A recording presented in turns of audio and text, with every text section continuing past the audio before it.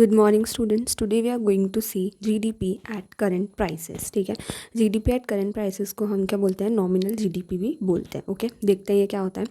The total monetary value of all the goods and services produced in the domestic territory of a country during a year counted on the basis of current market prices of that particular year is known as GDP at current prices or nominal GDP। ठीक है, मतलब main points हम देख लेते हैं कौन कौन से हो जाएंगे। Total monetary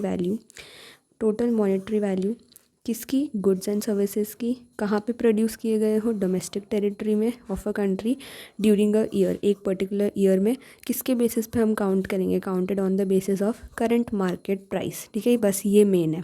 total monetary value किसकी, गुड्स एंड सर्विसेज की, प्रोड्यूस्ड इन डोमेस्टिक टेरिटरी के अंदर जितने भी आपने total goods and services produce की हैं उन सबकी मॉनेटरी वैल्यू एक ईयर में हम किस पे काउंट करेंगे, करंट ईयर की, यानी कि करंट मार्केट प्राइस पे।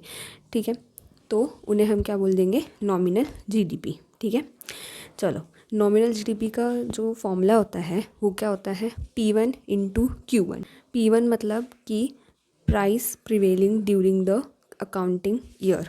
ठीक है, यानी कि इस अकाउंटिंग ईयर में, इस पर्टिकुलर ईयर में प्राइस जो है वो हमारी कितनी है। ठीक है, प्राइस मल्टीप्लाइड बाय Q1। ठीक है, Q1 क्या है, क्वांटिटी ऑफ प्रोडक्शन कि आपने कितना प्रोडक्शन किया है। ठीक है, so nominal GDP is equals to P1 into Q1। P1 क्या हो जाएगा, price of the current accounting year, और Q1 क्या हो जाएगा, quantity of production. Okay, nominal GDP is directly proportional to P1 और Q1, यानी कि अगर इन दोनों में से किसी का भी इंक्रीज़ होता है तो हमारी नॉमिनल जीडीपी भी इंक्रीज़ होएगी।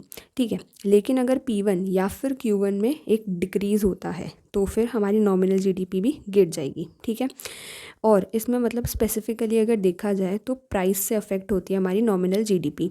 तो हम ऐसा भी कह सकते हैं कि nominal GDP is directly proportional to P1। ठीक है, हमारी प्राइस, क्योंकि अगर प्राइस बढ़ेगी तो नॉमिनल जीडीपी भी बढ़ेगी, और अगर प्राइस कम होएगी तो नॉमिनल जीडीपी भी कम हो जाएगी। ठीक है, so it is not considered as a good tool. इसको हम गुड टूल कंसिडर नहीं करते हैं। क्यों, because rise in the price does not lead to increase in production volume in the economy.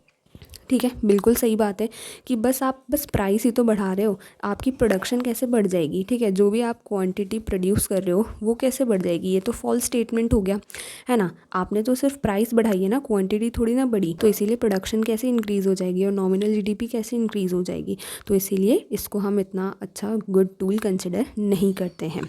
Okay.